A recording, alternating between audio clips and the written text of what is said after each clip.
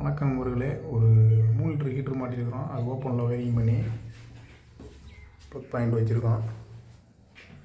அங்கேருந்து கரண்ட் எடுத்துக்கிட்டோம். சுவிட்ச் போர்டு இங்கே இருக்குது. இதோட லைன் பார்த்தீங்கன்னா இங்கேருந்து அங்கே போய் அப்படியே சுற்றிக்கிட்டு வருதுங்க.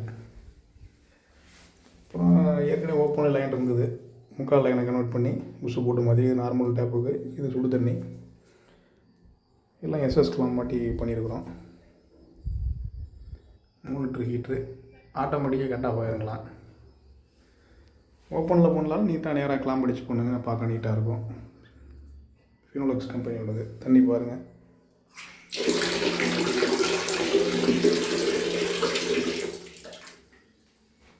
சுவிட்சை ஆஃப் பண்ணிவிட்டு பயன்படுத்துங்க, சூடு ஏறினதுக்கு பிற்பாடு. அதுதான் சேஃப்டி.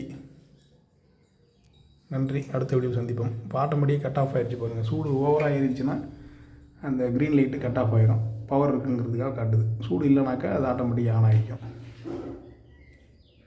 நன்றி, வணக்கம். அடுத்த வீடியோவில் சந்திப்போம்.